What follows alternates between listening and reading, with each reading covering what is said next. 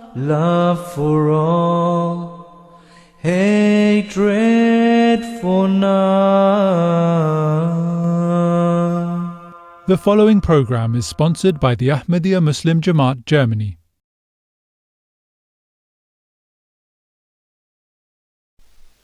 ہم تو رکھتے ہیں مسلمانوں کا دین، دل سے ہے خدا میں ختم المرسلین،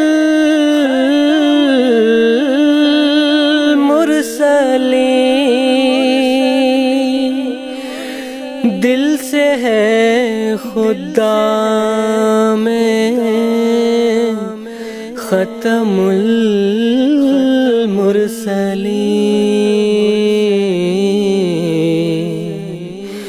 ختم المرسلین۔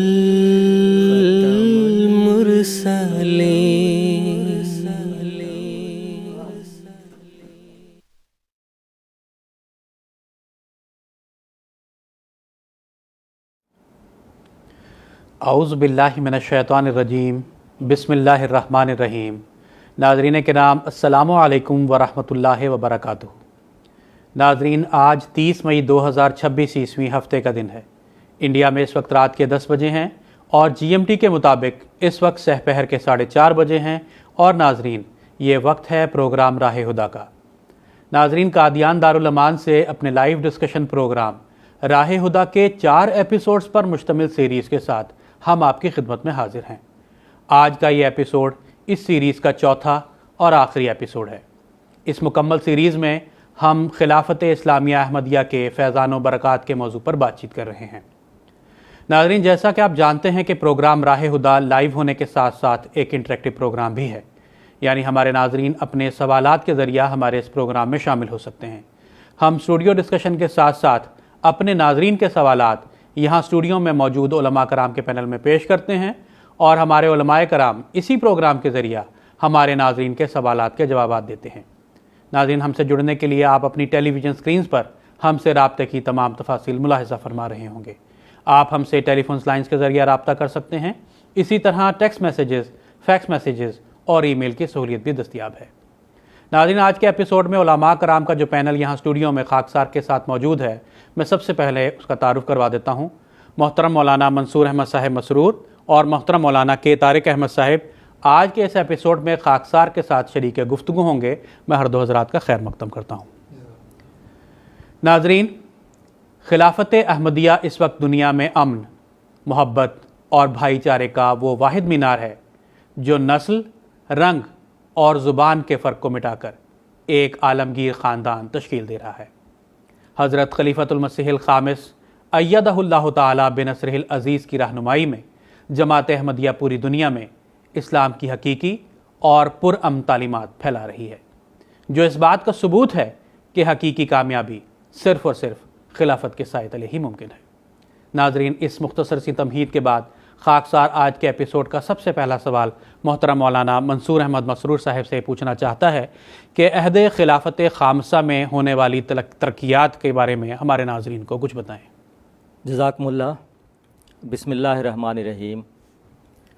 23 سالہ عہد خلافت خامسہ میں ہونے والی ترقیات ایک لمبا مضمون ہے، خاکسار اختصار کے ساتھ کچھ عرض کرے گا، لیکن اس سے پہلے ایک بنیادی بات یہ یاد رکھنے والی ہے کہ جماعت احمدیہ کا قیام اللہ تعالیٰ اور اس کے رسول کی پیشگوئیوں کے مطابق عمل میں آیا، اس لیے یہ ایک الہی جماعت ہے، ایک سچی جماعت ہے، اور یہی حقیقی اسلام ہے۔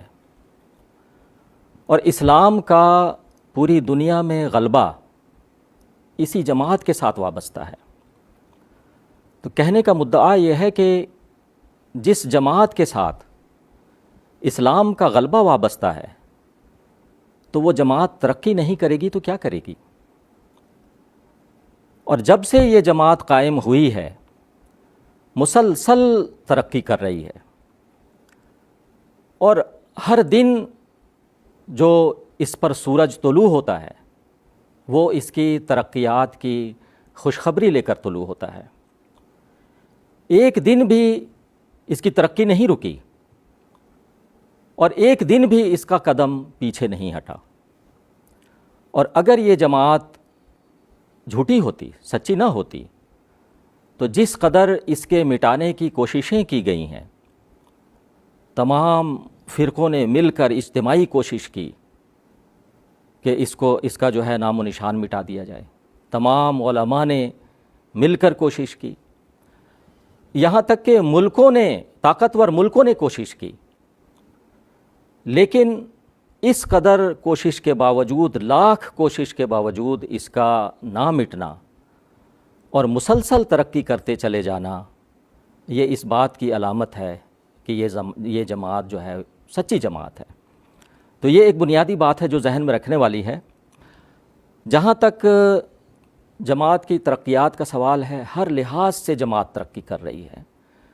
نئی جماعتوں کے قائم ہونے کے لحاظ سے، مساجد اور مشن ہاؤسز میں اضافہ کے لحاظ سے، دنیا کی مختلف زبانوں میں قرآن کریم کے تراجم کے لحاظ سے، کتب اور لٹریچر کی طباعت اور اشاعت کے لحاظ سے، تبلیغ کے لحاظ سے پوری دنیا میں، اور مالی قربانیوں کے لحاظ سے، بنی نوع انسان کی خدمت کے لحاظ سے، ہر لحاظ سے یہ جماعت ترقی کر رہی ہے، وسائل کے لحاظ سے بھی اور اللہ تعالیٰ کے فضل سے روحانیت میں بھی ترقی کر رہی ہے. اور اگر کسی نے جماعت کی ترقیات کا اندازہ لگانا ہو تو وہ حضرت خلیفۃ المسیح الخامی سیدہ اللہ تعالیٰ بنصر العزیز کا وہ خطاب سنے جو کہ حضور جلسہ سالانہ برطانیہ کے دوسرے روز بعد دوپہر فرماتے ہیں، تو اس کو جماعت کی ترقیات کا کچھ اندازہ ضرور ہو جائے گا. تو اس مختصر تمہید کے بعد میں کچھ اعداد و شمار عہد خلافت خامسہ میں ہونے والی ترقیات کا پیش کرتا ہوں. حضرت خلیفۃ المسیح الخامی سیدہ اللہ تعالیٰ بنصر العزیز 2003 میں خلیفہ ہوئے. 2004 سے لے کر 2025 تک صرف حضور کے عہد خلافت میں جماعت احمدیہ میں شامل ہونے والوں کی تعداد 86,75,000 کے قریب ہے. تو اوسطاً ہر سال تقریباً 4 لاکھ لوگ جماعت میں شامل ہوتے رہے ہیں. پھر اس عرصہ میں 7,000 مساجد کا اضافہ ہوا، جن میں کہ نصف جماعت نے بنائی ہیں اور نصف بنی بنائی ملی ہیں. تو اس لحاظ سے اگر ہم اوسطاً دیکھیں تو ہر سال تقریباً 300 سے زائد مساجد کا ہر سال مسلسل اضافہ ہوتا رہا ہے. ایک اور اہم اعداد و شمار میں بیان کرتا ہوں. 3 جنوری 2003 کو حضرت خلیفۃ المسیح الرابع رحمہ اللہ تعالیٰ نے وقف جدید اور تحریک جدید کے نئے سال کا اعلان فرمایا، اور گزشتہ سال کی جو تحریک جدید اور وقف جدید کی وصولی تھی وہ آپ نے بیان فرمائی. تحریک جدید کے چندے کی وصولی تھی 24,52,300 پاؤنڈ، اور وقف جدید کے چندے کی وصولی تھی 15,02,000 پاؤنڈ. یہ 2003 کی بات میں کر رہا ہوں. 7 نومبر 2025 کو حضرت خلیفۃ المسیح الخامی سیدہ اللہ تعالیٰ بنصر العزیز نے تحریک جدید کی مجموعی وصولی 19.55 ملین پاؤنڈ بیان فرمائی، اور 9 جنوری 2026 کو وقف جدید کی وصولی حضور انور نے 15 ملین پاؤنڈ بیان فرمائی. تو اس طرح حضور کے ہی عہد خلافت میں تحریک جدید کے چندے میں 8 گنا اضافہ ہوا اور وقف جدید کے چندے میں 10 گنا اضافہ ہوا. پھر حضور کے عہد خلافت میں تقریباً 40 نئے ممالک میں احمدیت قائم ہوئی ہے، اور پہلے 57 زبانوں میں قرآن کریم کے تراجم ہوئے تھے، اور اب 78 زبانوں میں ہو چکے ہیں. تو اس طرح حضور کے ہی عہد خلافت میں 21 زبانوں میں قرآن کریم کے تراجم میں اضافہ ہوا ہے. تو اگر اس لحاظ سے دیکھیں تو ہر سال گویا کہ ایک زبان میں قرآن کریم کا ترجمہ مکمل ہو کر اس کی اشاعت بھی ہوئی، اور یہ ایک بہت بڑی بات ہے کہ ہر سال ایک زبان میں قرآن کریم کا ترجمہ بہت بڑی بات ہے۔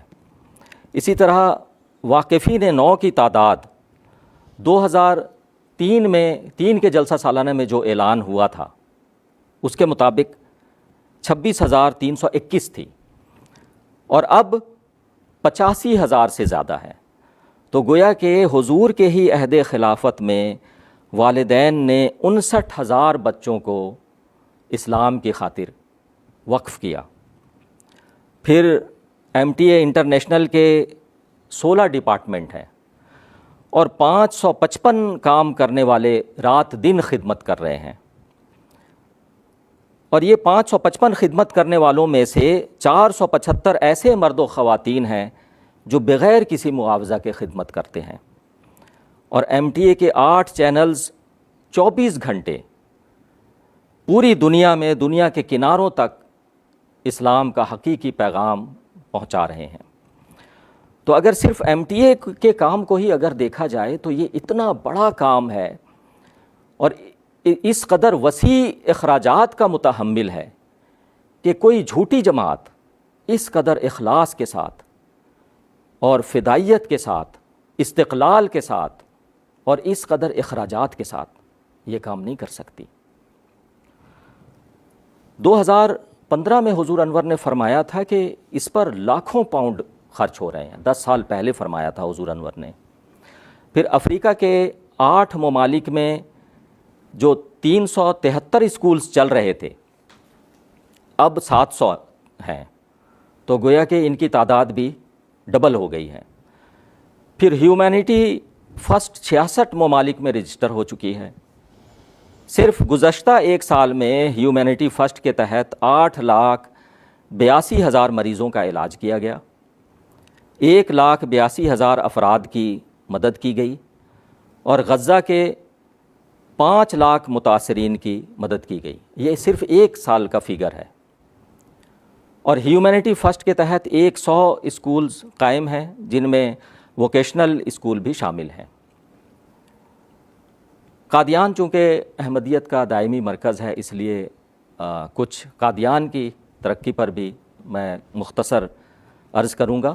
کام تو بہت بے شمار کام ہوئے ہیں، لیکن وقت کی مناسبت سے چند ایک کا میں ذکر کرتا ہوں۔ مثلاً بہشتی مقبرہ میں بہت کام ہوا، مسجد اقصیٰ کی توسیع ہوئی اور اس کے صحن کے ساتھ 3 منزلہ مسجد بنی ہے جس میں کہ 5,000 افراد بآسانی نماز پڑھ سکتے ہیں۔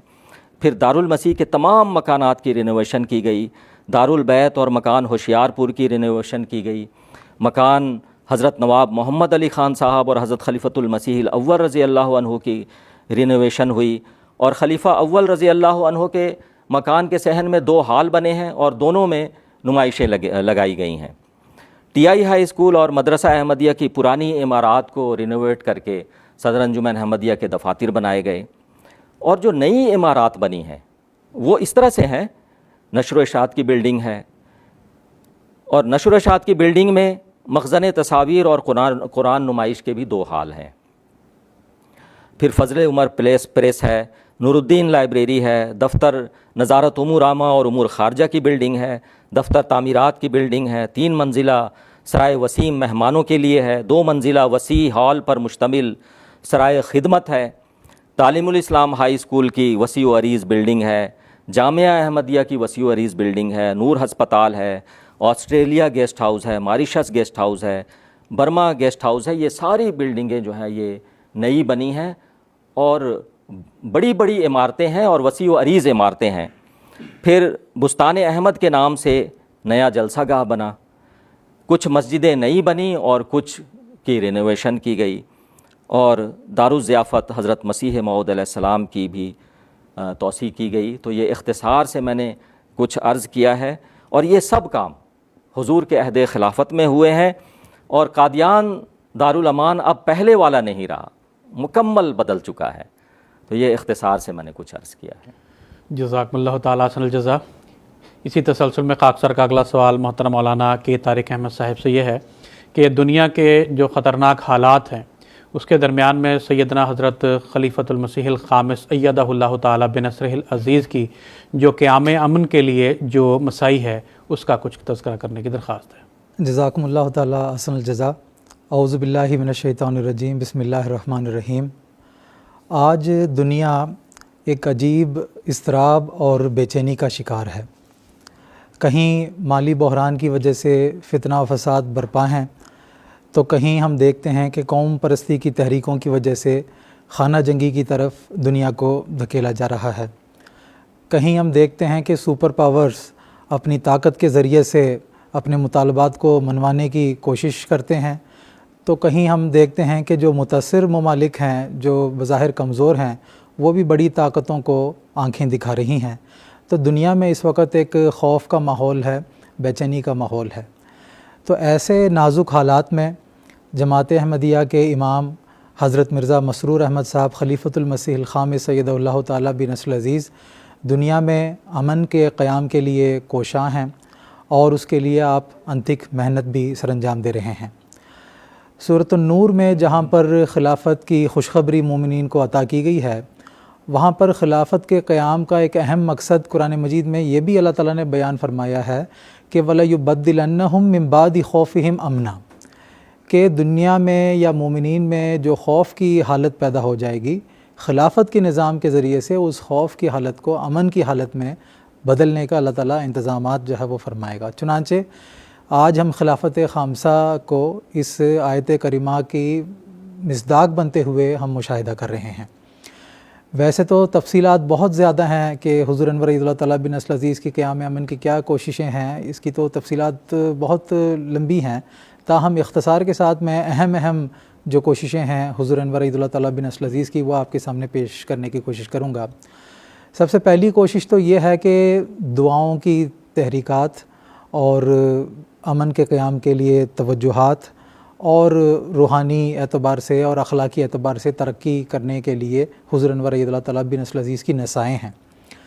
جب سے حضور انور عید اللہ تعالیٰ بنصرہ العزیز خلافت کے منصب پر متمکن ہوئے ہیں، اللہ تعالیٰ نے آپ کو متمکن فرمایا ہے، تب سے آپ دنیا کو دعاؤں کی طرف توجہ دلا رہے ہیں، اور جب سے دنیا کے حالات بگڑنے شروع ہوئے ہیں تب سے حضور انور عید اللہ تعالیٰ بنصرہ العزیز دنیا کو ان خطرناک حالات سے متنبہ فرما رہے ہیں، اور دنیا کو خاص طور پر خدا تعالیٰ کی طرف رجوع کرنے کی طرف حضور انور توجہ دلا رہے ہیں، اور دنیا کو بتا رہے ہیں کہ جب تک ہم خدا تعالیٰ کی طرف رجوع نہیں کریں گے تب تک ہم دنیا میں امن نہیں قائم کر سکتے ہیں۔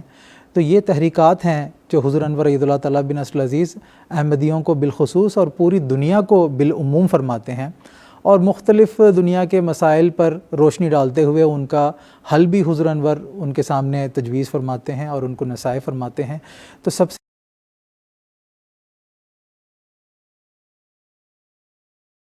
رہے ہیں، اور خاص طور پر دعاؤں کی تحریک فرماتے ہوئے امن کے قیام کے حوالے سے حضور انور کوشش فرما رہے ہیں۔ دوسری بات یہ ہے کہ حضور انور عید اللہ تعالیٰ بنصرہ العزیز اپنے خطبات اور خطابات کے ذریعے سے دنیا میں امن قائم کرنے کی کوشش کر رہے ہیں۔ آج کل حضور انور کا کوئی ایسا خطبہ جمعہ نہیں ہوتا ہے جس میں حضور انور دنیا کی حالت کے تعلق سے فکر مندی کا اظہار نہ فرماتے ہوں اور اس کے حل کے لیے دنیا کو دعاؤں کی طرف متوجہ نہ فرماتے ہوں۔ کوئی ایسا خطبہ نہیں ہوتا ہے، بلکہ اپنے ہر خطبہ جمعہ میں اور ہر خطاب میں حضور انور خاص طور پر دنیا کو امن کی طرف بلاتے ہیں، اور دنیا کو درپیش مسائل کے حل بھی حضور انور تجویز فرماتے ہیں کہ یہ مسائل ہیں جن کی وجہ سے دنیا میں امن کا فقدان ہے۔ مثال کے طور پر حضور نے فرمایا کہ دنیا میں انصاف نہیں ہے، جس کی وجہ سے دنیا تیسری عالمی جنگ کی طرف بڑھ رہی ہے اور دنیا کے بڑے خطرناک حالات ہوتے جا رہے ہیں، تو دنیا کو اپنے عدل و انصاف کے قیام کی طرف توجہ دلائی ہے۔ حضور انور نے دنیا کو بین المذاہب ہم آہنگی کی طرف توجہ دلائی ہے کہ ایک دوسرے کے مذہبی جذبات کا خیال رکھیں، ایک دوسرے کے مذہبی رہنماؤں کی عزت و تکریم کریں۔ حضور انور نے غربا پروری کی ہمیں تعلیم دی ہے۔ حضور انور عید اللہ تعالیٰ بنصرہ العزیز نے نیوکلیئر ڈسارمنٹ کی اور ویپن پروفیٹیرنگ کی روک تھام کے حوالے سے توجہ دلائی ہے۔ تو یہ سب حضور انور عید اللہ تعالیٰ بنصرہ العزیز کے ایسے رہنما اصول ہیں جو حضور نے دنیا کے سامنے پیش فرمائے ہیں، جن کے ذریعے سے حضور دنیا میں امن کے قیام کے لیے کوشش فرما رہے ہیں۔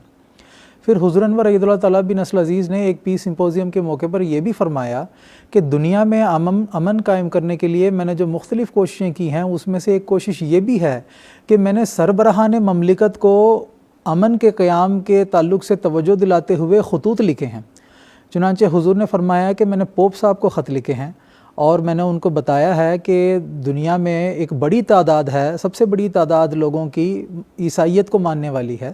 تو حضور نے فرمایا پوپ صاحب کو میں نے لکھا کہ آپ لوگوں کو امن کے قیام کے حوالے سے توجہ دلائیں اور اس حوالے سے آپ اپنا نمایاں کردار جو ہے وہ ادا کریں کہ دنیا امن کی طرف جو ہے وہ توجہ کرے۔ پھر حضور نے فرمایا ہے کہ میں نے ایران اور اسی طرح اسرائیل کے جو وزراء ہیں ان کو بھی میں نے جو ہے وہ خطوط لکھے ہیں اور میں نے ان کو یہ توجہ دلائی ہے کہ اپنی ذاتی مفادات کو پس پش ڈال دیں اور دنیا کی فلاح و بہبود کے لیے اور انسانیت کی بہتری کے لیے جو ہے وہ کوشش کریں۔ امن کے قیام کے حوالے سے اپنی ذمہ داری کو آپ لوگ پہچانیں اور اس کو صحیح رنگ میں اپنی ذمہ داری کو قیام امن کے حوالے سے نبھائیں۔ حضور نے فرمایا میں نے ان کو بھی خطوط لکھے۔ اسی طرح حضور انور نے صدر امریکہ کو بھی جو ہے وہ خطوط لکھے ہیں اور حضور نے ان کو خاص طور پر یہ لکھا ہے کہ دنیا میں امن قائم کرنے کے لیے بڑی طاقتوں کو اپنی ذمہ داریوں کو نبھانے کی ضرورت ہے۔ اسی طرح حضور انور نے جرمنی کے چانسلر کو، کینیڈا کے وزیر اعظم کو، UK کے وزیر اعظم کو، ہر ایک کو، مذہبی لیڈران کو بھی، شہنشاہ سعودی عرب کو بھی آپ نے خطوط لکھے ہیں، اسی طرح جو ایران کے مذہبی رہنما ہیں ان کو بھی آپ نے خطوط لکھے ہیں۔ تو ان خطوط کے ذریعے سے حضور انور نے جو مختلف ممالک کے سربراہان ہیں، مذہبی لیڈران ہیں، ان کو آپ نے توجہ دلائی ہے کہ دنیا میں قیام امن کے حوالے سے اپنی ذمہ داری کو سمجھیں اور اس کو ادا کرنے کی کوشش کریں۔ پھر حضور انور عید اللہ تعالیٰ بن نصر عزیز کے قیام امن کاوشوں میں سے ایک بڑی کاوش یہ ہے کہ پیس سمپوزیم کا انعقاد۔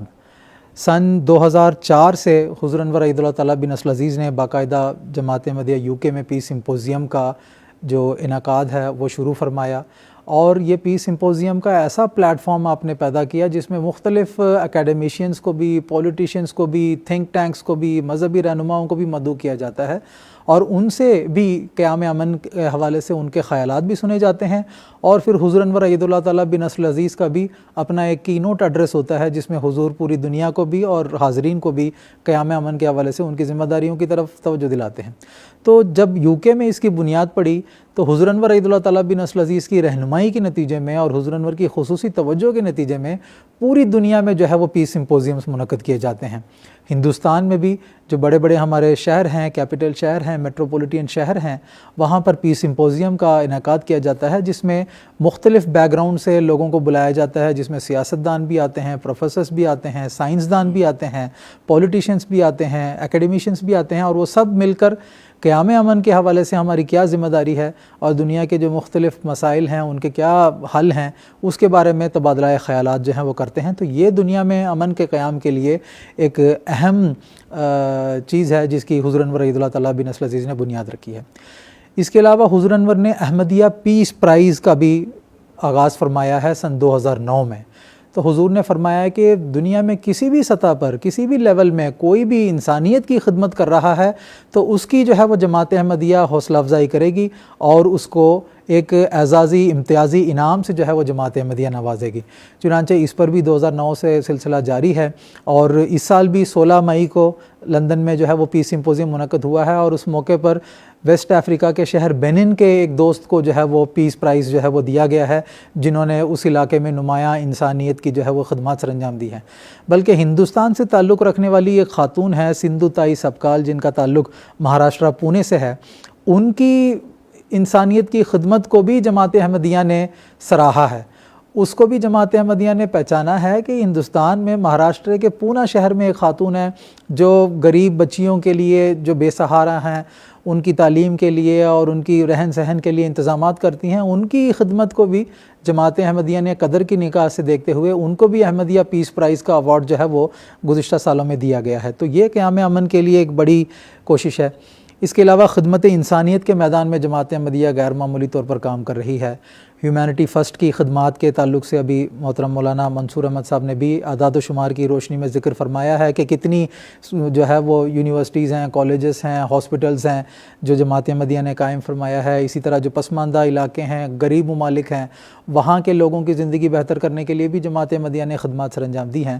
حضور انور نے ایک پیس سمپوزیم کے موقع پر یہ فرمایا کہ افریقہ کے ممالک میں ایک بچے کو اپنے گھر کے لیے صاف پینے کا پانی لانے کے لیے میلوں سفر جو ہے وہ کرنا پڑتا ہے، اور بھاری برتنیں اپنے سر میں اٹھا کر جو ہے وہ پانی لانا پڑتا ہے، اور وہ بھی بہت گندا پانی ہوتا ہے. اس کا رنگ جو ہے حضور نے فرمایا کہ یلو کلر کا ہوتا ہے.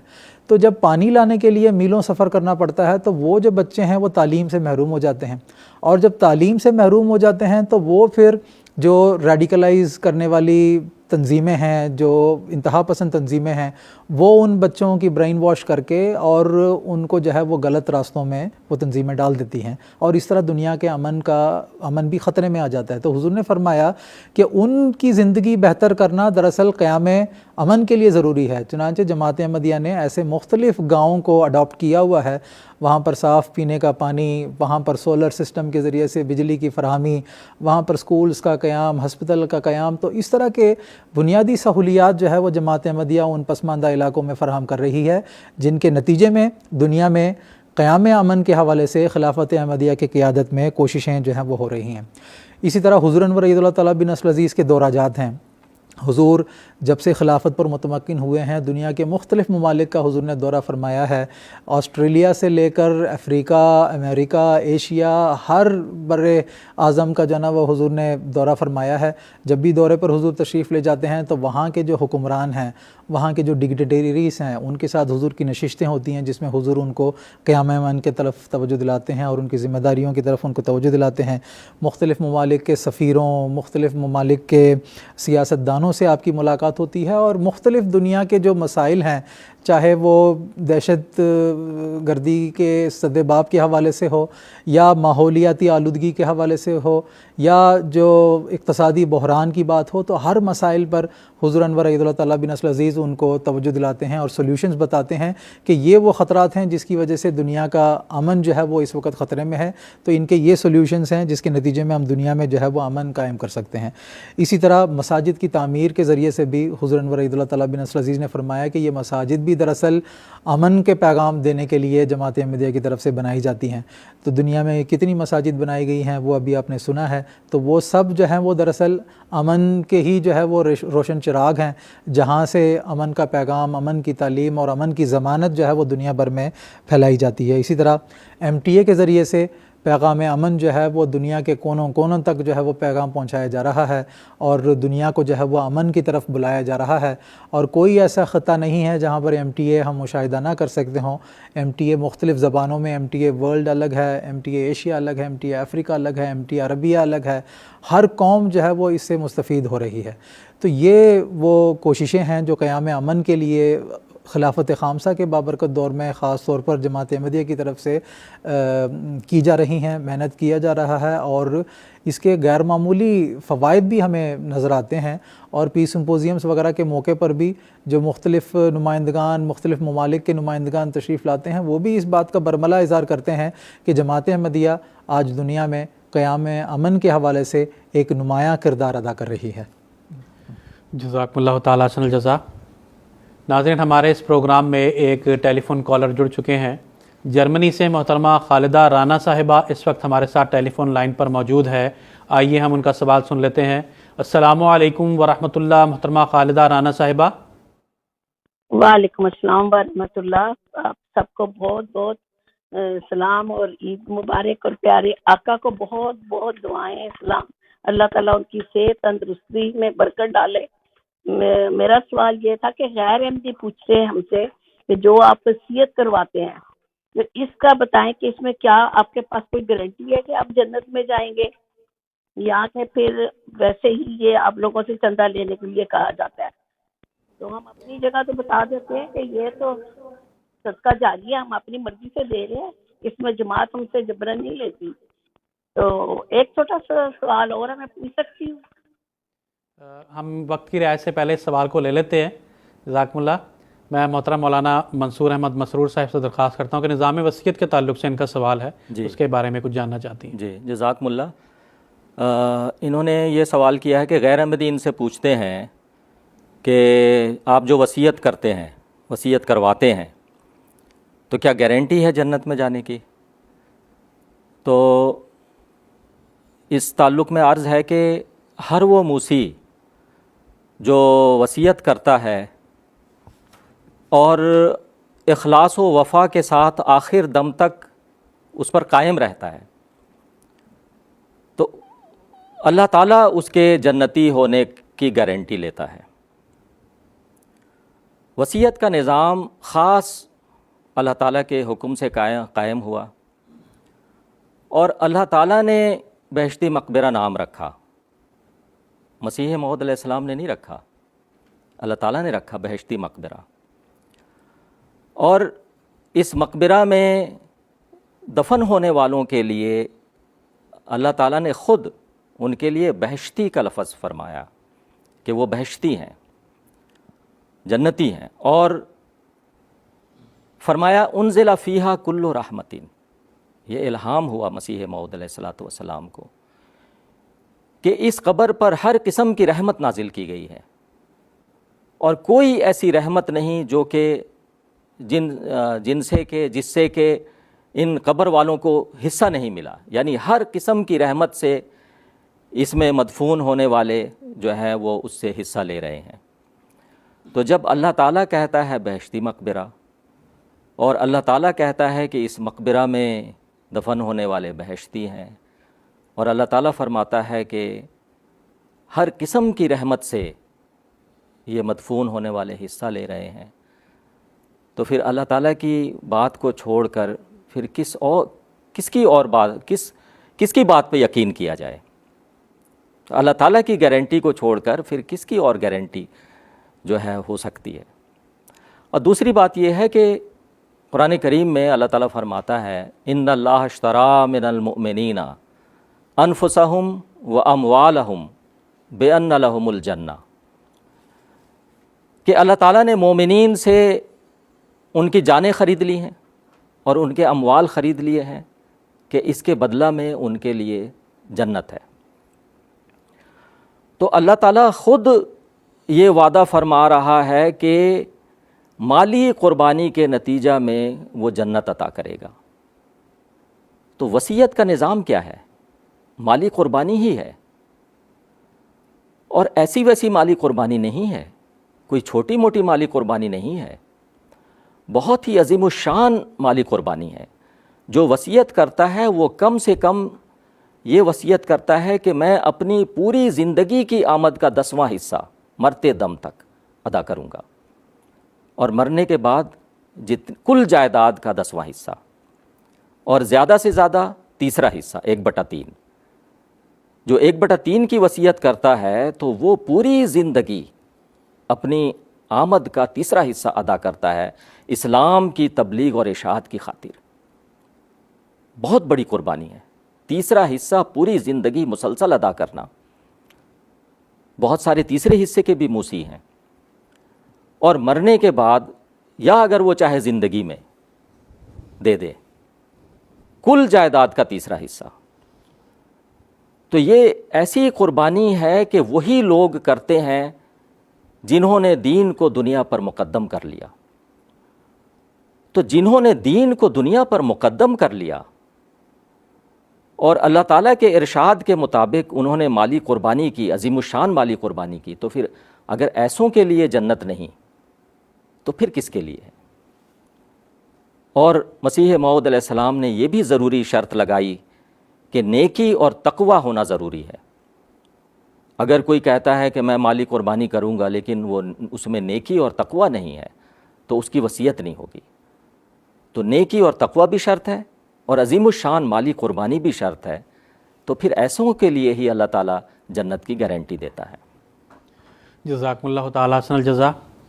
ناظرین، ایک اور ٹیلی فون کالر ہمارے اس پروگرام میں جڑ چکے ہیں، انڈیا سے مکرم معین معین اللہ ملک صاحب اس وقت ہمارے ساتھ ٹیلی فون لائن پر موجود ہے. آئیے ہم ان کا سوال بھی سن لیتے ہیں. السلام علیکم ورحمۃ اللہ. مکرم معین اللہ ملک صاحب. وعلیکم السلام ورحمۃ اللہ وبرکاتہ. معین اللہ صاحب ہم آپ کی بات سن پا رہے ہیں, آپ سوال کیجئے. جی میرا سوال یہ ہے کہ بعض غیر جماعت احباب یہ سوال کرتے ہیں کہ کیا خلافت کی نعمت. السلام علیکم معین اللہ صاحب. السلام علیکم. لگتا ہے معین اللہ صاحب سے ہمارا رابطہ ٹوٹ گیا ہے. ہم ان کے ساتھ دوبارہ رابطہ قائم کرنے کی کوشش کریں گے. تب تک پروگرام کو آگے بڑھاتے ہوئے خاکسار کا اگلا سوال محترم مولانا منصور احمد صاحب مسرور سے یہ ہے کہ آیت استخلاف میں اللہ تعالیٰ کا فرمان ہے یعبدوننی لا یشرکون بی شیئا. تو اس آیت کی روشنی میں سیدنا حضرت خلیفۃ المسیح الخامس ایدہ اللہ تعالیٰ بنصرہ العزیز نے جو قیام توحید اور عبادت الہی کے تعلق سے جو ہمیں نصائح فرمائے ہیں, جماعت کو نصائح فرمائے ہیں, اس کا کچھ تذکرہ فرمائیں. جزاکم اللہ. قیام توحید اور عبادت الہی کے متعلق حضور انور ایدہ اللہ تعالیٰ بنصر العزیز کے پرمعارف ارشادات پیش کرنے سے پہلے ایک بنیادی بات جو یاد رکھنے والی ہے وہ یہ ہے کہ انبیاء کی بعثت کا اولین مقصد توحید کا قیام ہوتا ہے, اور انبیاء زمین پر سب سے پہلے توحید کو قائم کرتے ہیں. حضرت بلال رضی اللہ عنہ پر جب ظلم ہوتا تھا تو وہ احد احد کہتے تھے کہ اللہ ایک ہے, اللہ ایک ہے. حضرت بلال رضی اللہ عنہ اپنی صفائی میں بہت کچھ باتیں کہہ سکتے تھے.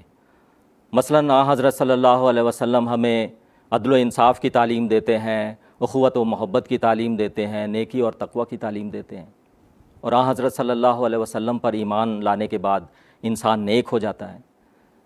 لیکن بجائے اپنی صفائی میں کچھ کہنے کے وہ احد احد کہتے تھے کہ اللہ ایک ہے, اللہ ایک ہے. تو ایک غلام کو بھی اس بات کا بہت اچھی طرح علم تھا کہ توحید کا اعلان کرنا ہے, اور توحید کا قیام ہی اصل مقصد ہے. اور احد کے میدان میں جب اول و حبل کا نعرہ لگا تو حضرت صلی اللہ علیہ وسلم بے چین ہو گئے. اور تھوڑی دیر پہلے تک تو آپ یہ فرما رہے تھے کہ خاموش رہو, ان کی کسی بات کا جواب نہیں دینا کیونکہ مسلمانوں کی جان خطرے میں ہے. لیکن جب شرک کا نعرہ لگا تو حضور بے چین ہو گئے اور فرمایا کہ جواب کیوں نہیں دیتے, اور پھر کس طرح جواب دینا ہے وہ بتایا. تو صحابہ نے پھر توحید کا نعرہ لگایا, اللہ اعلی و اجل, اللہ مولانا ولا مولا لکم. تو کہنے کا مدعا یہ ہے کہ نبی کا اولین کام توحید کا قیام ہوتا ہے, اور نبی کی جانشینی میں, اس کی نیابت میں خلیفہ کا بھی اولین کام توحید کا قیام ہوتا ہے. حضرت مسیح موعود علیہ السلام فرماتے ہیں کہ خلیفہ جانشین کو کہتے ہیں, اور رسول کا جانشین حقیقی معنوں میں, حقیقی معنوں کے لحاظ سے وہی ہو سکتا ہے جو ذلی طور پر رسول کے کمالات اپنے اندر رکھتا ہو. تو یہ فقرہ بہت ہی غور کے قابل ہے کہ خلیفہ رسول کے کمالات اپنے اندر رکھتا ہے, اور بہت ہی عظیم الشان مقام ہے, اور وہی کام کرتا ہے جو کہ رسول کرتا ہے, اور اسی کام کو آگے بڑھاتا ہے جس کی بنیاد رسول نے رکھی ہوتی ہے. تو خلاصہ کلام یہ کہ خلیفہ جو بھی کرتا ہے, جو کام بھی کرتا ہے, وہ توحید کے قیام کے لیے کرتا ہے اور توحید کی سربلندی کے لیے کرتا ہے. لِتَكُونَ كَلِمَةُ اللَّهِ هِيَ الْعُلْيَا, تاکہ اللہ کا کلمہ بلند ہو. تو خلیفہ وقت اگر چھوٹوں سے بات کرتا ہے, یا کہ وہ بڑوں سے بات کرتا ہے, یا وہ عورتوں سے خطاب کرتا ہے, یا مردوں سے خطاب کرتا ہے, یا اپنوں سے مخاطب ہوتا ہے, یا وہ غیروں سے مخاطب ہوتا ہے, ہر کام اس کا توحید کے قیام کے لیے ہوتا ہے اور توحید کی سربلندی کے لیے ہوتا ہے. اور اگر وہ کوئی مالی تحریک کرتا ہے, وہ کوئی دعاؤں کی تحریک کرتا ہے, مختلف موضوعات پر وہ خطبہ دیتا ہے، خطاب فرماتا ہے، یا وہ حضرت صلی اللہ علیہ وسلم کی سیرت بیان کرتا ہے، یا مسیح موعود علیہ السلام کی، یا صحابہ کرام رضوان اللہ علیہم اجمعین کی، تو مقصد توحید کا قیام ہوتا ہے۔ تاہم حضور پر نور ایدہ اللہ تعالیٰ بنصر العزیز نے ہستی باری تعالیٰ اور اللہ تعالیٰ کی صفات پر بھی بہت سارے خطبے دیے ہیں۔ اس کی صرف ایک جھلک میں پیش کرتا ہوں۔ حضور 22 اپریل 2003 کو خلیفہ بنے، اور 25 اپریل کو حضور نے اللہ تعالیٰ کی صفت مجیب پر خطبہ دیا۔ تو پہلا خطبہ ہی حضور نے قیام توحید پر دیا، اور پھر اس کے بعد دوسرا خطبہ اللہ تعالیٰ کی حمد و ثنا اور شکر پر ارشاد فرمایا۔ پھر اللہ تعالیٰ کی صفت خبیر اور علیم اور سمیع پر حضور نے خطبات ارشاد فرمائے۔ سال 2006 میں حضور انور ایدہ اللہ تعالیٰ بنصر العزیز نے اللہ تعالیٰ کی صفات ناصر اور نصیر پر 5 خطبات دیے، صفت مجیب پر 3 خطبات دیے، اور صفت رب العالمین پر 3 خطبات دیے، اور پھر صفت رحمانیت پر بھی خطبہ دیا۔ اور سال 2007 میں حضور نے اللہ تعالیٰ کی صفت رحمانیت، رحیمیت، مالکیت، قدوسیت، السلام، المؤمن، العزیز، الحکیم پر 21 خطبات دیے۔ تو اللہ تعالیٰ کی ہستی اور اس کی صفات پر حضور نے بہت سارے خطبے دیے ہیں۔ یہ صرف ایک جھلک میں نے پیش کی ہے۔ اور یہ جو سوال تھا کہ قیام توحید کے متعلق حضور پر نور کے ارشادات، وہ میں اب پیش کرتا ہوں۔ حضور پر نور ایدہ اللہ تعالیٰ بنصر العزیز خطبہ جمعہ 13 مارچ 2026 میں فرماتے ہیں، یہ سچی توحید ہے جس کی تلاش کی ہمیں کوشش کرنی چاہیے۔ یہ سچی توحید ہے جس کی تلاش کی ہمیں کوشش کرنی چاہیے، جستجو کرنی چاہیے، اپنے ایمان کو اس معیار تک پہنچانے کی کوشش کرنی چاہیے جہاں ہر قربانی کے لیے ہم تیار ہوں۔ حضرت صلی اللہ علیہ وسلم کے ساتھ بھی سچا عشق اپنے اندر پیدا کریں۔ رمضان کے ان بقایا دنوں میں خاص طور پر ہمیں یہ دعا کرنی چاہیے کہ توحید کے قیام اور اس کی غیرت کے لیے ہم سب سے آگے ہوں۔ امت مسلمہ کے لیے بھی دعا کریں، یہ بھی حقیقی توحید کے سمجھنے والے ہوں، یعنی امت مسلمہ، اور اس پر عمل کرنے والے ہوں، تبھی ان کی بقا ہے، تبھی یہ دشمنوں کی دجالی چالوں سے بچ سکتے ہیں۔ اللہ تعالیٰ ان کو بھی یہ توفیق دے۔ پھر حضور پر نور ایدہ اللہ تعالیٰ بنصر العزیز خطبہ جمعہ 23 جنوری 2026 میں فرماتے ہیں، توحید کا پتہ کرنا ہے، اللہ تعالیٰ کے وجود کا پتہ کرنا ہے، تو حضرت صلی اللہ علیہ وسلم کی تعلیم کو گہرائی میں جا کر دیکھنا ہوگا، قرآن کریم کو سمجھنا ہوگا۔ بات یہی سچ ہے کہ جب تک زندہ خدا کی زندہ طاقتیں انسان مشاہدہ نہیں کرتا، شیطان اس کے دل میں سے نہیں نکلتا، اور نہ سچی توحید اس کے دل میں داخل ہوتی ہے، اور نہ یقینی طور پر خدا کی ہستی کا قائل ہو سکتا ہے۔ اور یہ پاک اور کامل توحید صرف حضرت صلی اللہ علیہ وسلم کے ذریعے سے ملتی ہے۔ ایک اور مختصر ارشاد پیش کر کے میں اپنی بات ختم کرتا ہوں۔ حضور پر نور ایدہ اللہ تعالیٰ بنصر العزیز خطبہ جمعہ 6 مارچ 2026 میں فرماتے ہیں، اسلام توحید کے قیام کے لیے آیا ہے، اس لیے اس کی کوشش کرنی چاہیے۔ بڑی طاقتوں کو اپنا خدا نہ سمجھیں، کیونکہ ہمیشہ رہنے والی طاقت صرف خدا تعالیٰ کی ہے۔ مسلمان ممالک کو سمجھا رہے ہیں حضور کہ بڑی طاقتوں کو اپنا خدا نہ بناؤ۔ اگر ان بڑی طاقتوں کو ہی سب کچھ سمجھ لیا تو پھر یہ لوگ ایک ایک کر کے تمام اسلامی دنیا پر قبضہ کر لیں گے، اور یہ جو ظاہری حکومتیں ہیں یہ بھی ختم ہو جائیں گی۔ بس اب بھی وقت ہے، ہوش کرنے کی ضرورت ہے، خدا تعالیٰ کی طرف جھکیں۔ اگر مسلمانوں میں اختلاف ہو بھی جائے، جیسا کہ ایران اور بعض عرب ممالک کے درمیان کہا جاتا ہے کہ اختلاف ہے، یا دوسرے مسلم ممالک میں اختلاف ہے، تو انہیں یاد رکھنا چاہیے کہ ان کا آپس میں اصل تعلق اسلامی اخوت اور بھائی چارے کا ہے۔ چھوٹے چھوٹے جھگڑے اس اسلامی اخوت کو توڑنے کی وجہ نہیں بننے چاہیے، اور اس بات پر مسلمان ممالک کو خاص طور پر توجہ دینی چاہیے، ورنہ جیسا کہ میں نے کہا کہ اسلام مخالف طاقتیں اس سے فائدہ اٹھائیں گی۔ تو حضور تو صرف احمدیوں کے خلیفہ نہیں ہیں، پوری دنیا کے خلیفہ ہیں، اور حضور کے سینے سے پوری دنیا کے لیے، بنی نوع انسان کے لیے درد جھلکتا ہے، اور خاص طور پر امت مسلمہ کے لیے۔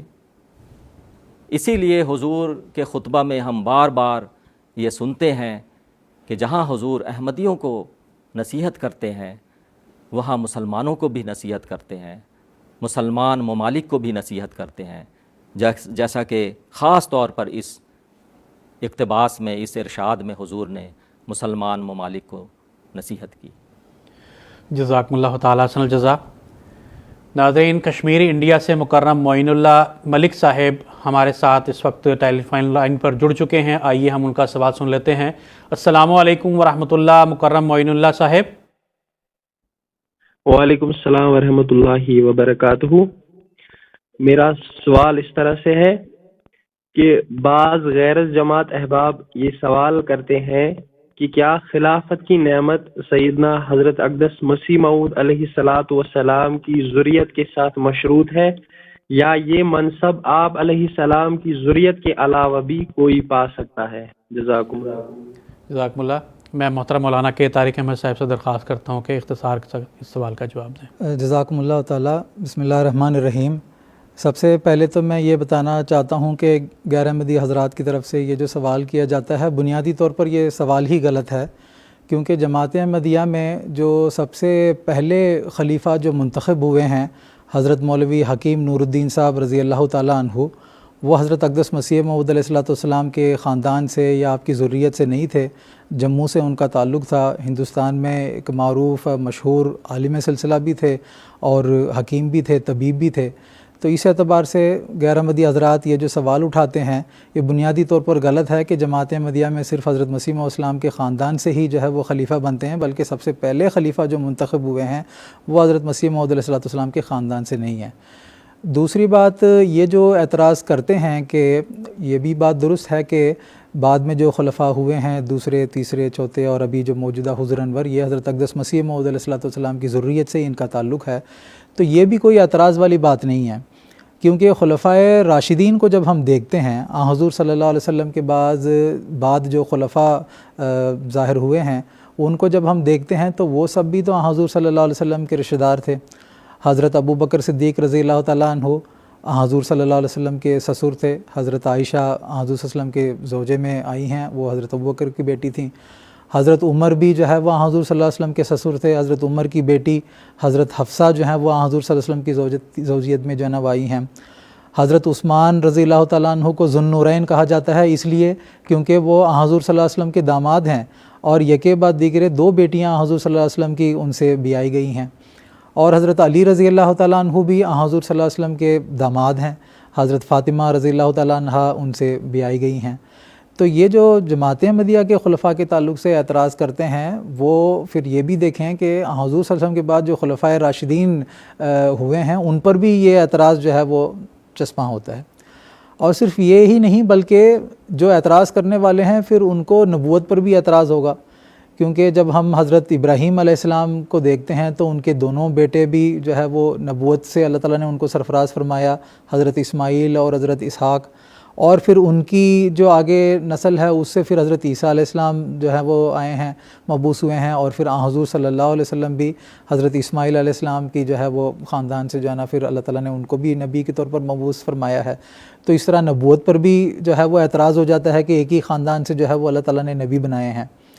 پھر اللہ تعالیٰ نے قرآن مجید میں حضرت ابراہیم علیہ السلام کے ذریعے سے ہمیں یہ دعا بھی سکھائی ہے، وَجَعَلْنَا لِلْمُتَّقِينَ إِمَامًا، کہ اے خدا تو میری جو ذریت ہے، میری جو نسل ہے، اس میں سے ایسے وجود پیدا کر جو مومنوں کی قیادت کرنے والی نسل ہو، ایسے افراد پیدا کر جو مومنوں کی قیادت کرنے کی صلاحیت اپنے اندر رکھتے ہوں۔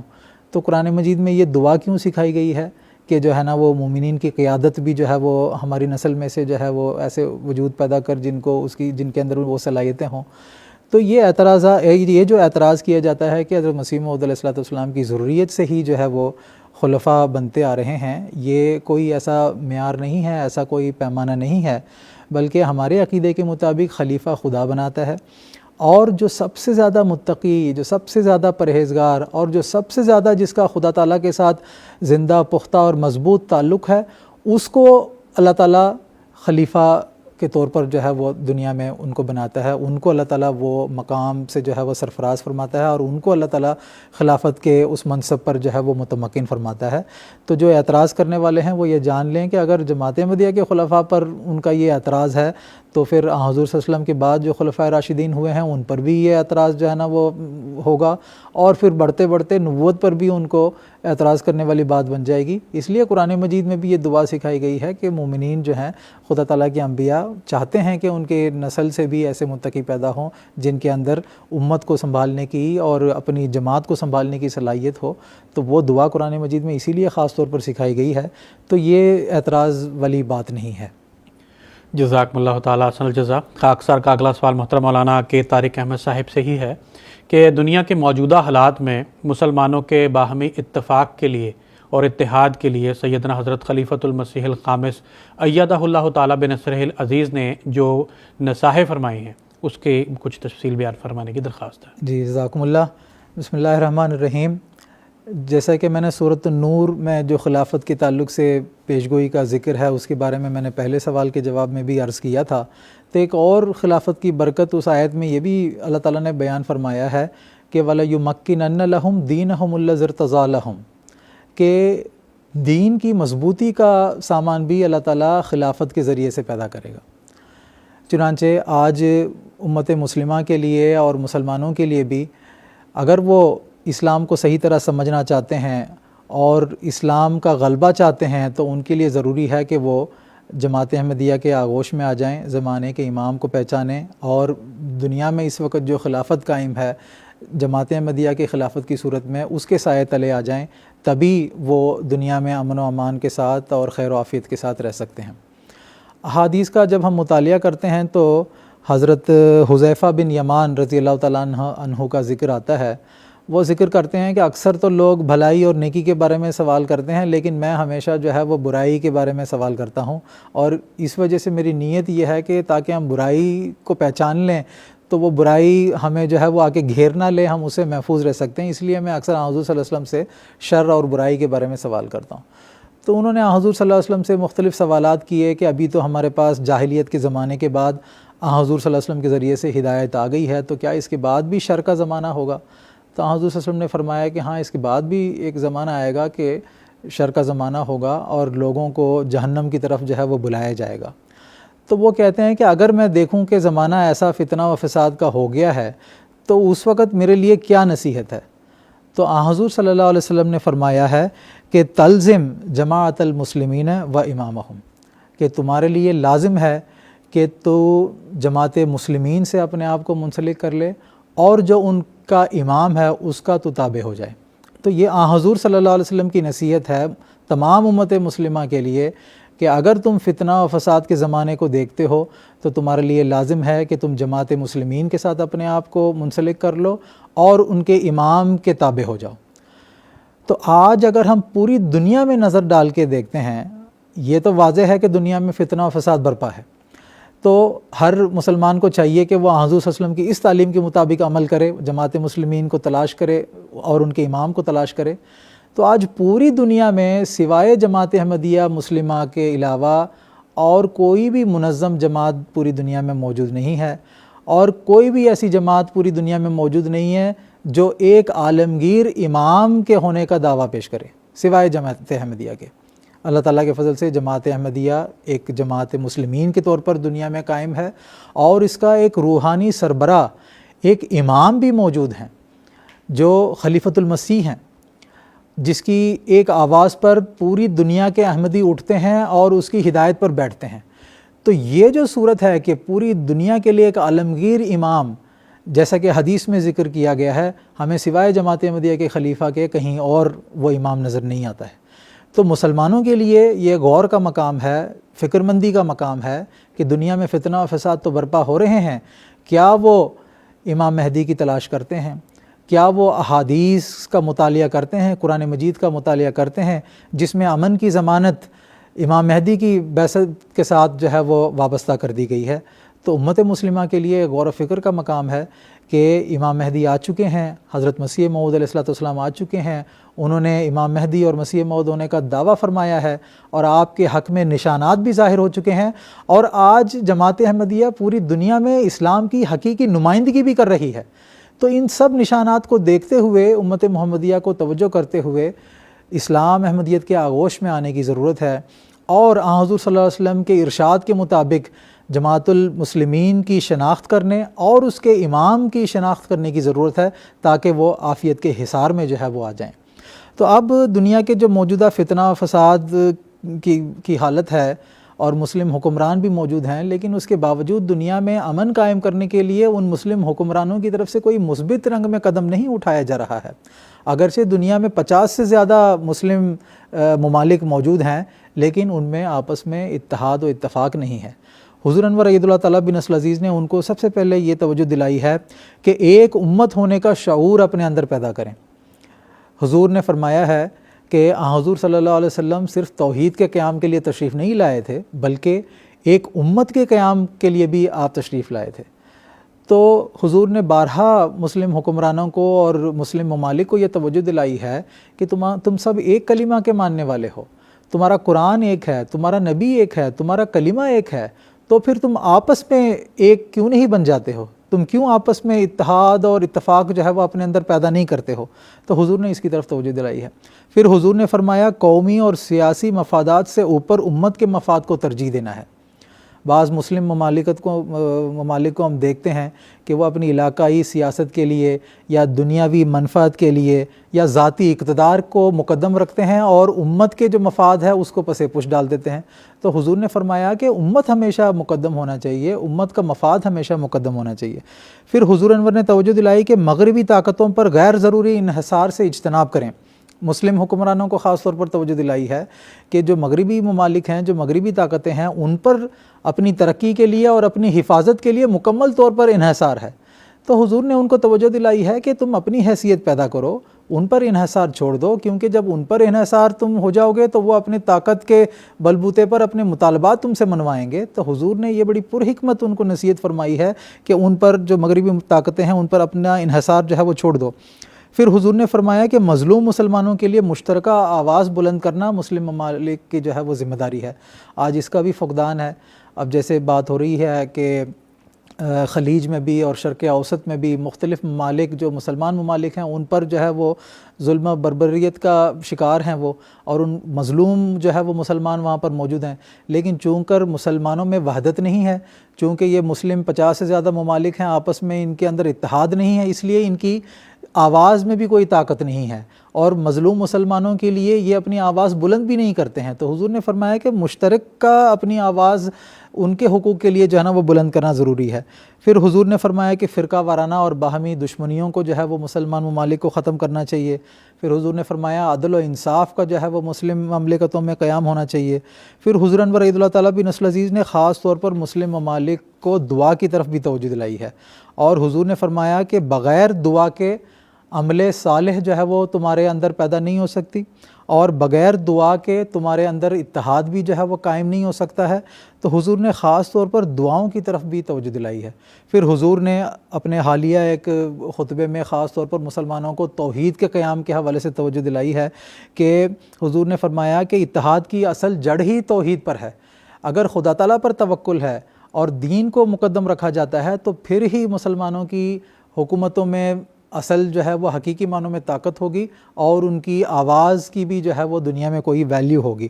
پھر حضور انور عید اللہ تعالیٰ بن نصر العزیز نے فرمایا کہ دعا بھی ضروری ہے، اتحاد بھی ضروری ہے، عمل صالح بھی ضروری ہے، اور یہ ساری چیزیں امام الزمان پر ایمان لانے کے نتیجے میں ہی مسلمانوں میں جو ہے وہ پیدا ہو سکتی ہیں۔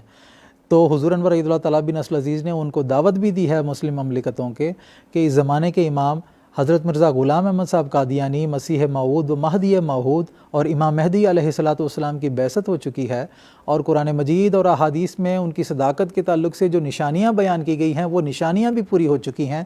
اگر اب تم امن میں آنا چاہتے ہو اور اسلام کی مضبوطی چاہتے ہو اور اسلام کا غلبہ چاہتے ہو تو تمہارے لیے ضروری ہے کہ تم حضرت امام مہدی علیہ الصلوۃ والسلام پر ایمان لے آؤ، اور ان کے بعد جو خلافت کا سلسلہ اللہ تعالیٰ نے قائم فرمایا ہے اس کے جھنڈے تلے آ جاؤ، جس کے نتیجے میں دنیا میں جو ہے وہ امن قائم ہو سکتا ہے، کیونکہ حضرت اقدس مسیح موعود علیہ الصلوۃ والسلام ہی اس زمانے میں حصن حسین ہیں جس کے اندر آنے کے نتیجے میں ایک مسلمان اپنے آپ کو ایک محفوظ قلعے میں جو ہے وہ بند کر سکتا ہے، اور دنیا کی آلائشوں اور دنیا کی جو مختلف سازشیں ہیں اور جو فتنہ و فساد ہے اسے اپنے آپ کو محفوظ رکھ سکتا ہے۔ جزاکم اللہ تعالیٰ احسن الجزا۔ ناظرین، اس کے ساتھ ہی ہمارے آج کے اس ایپیسوڈ کے اختتام کا وقت ہوا چاہتا ہے۔ پروگرام کے اختتام پر خاکسار سیدنا حضرت اقدس مسیح موعود علیہ الصلوۃ والسلام کا ایک اقتباس پیش کرے گا۔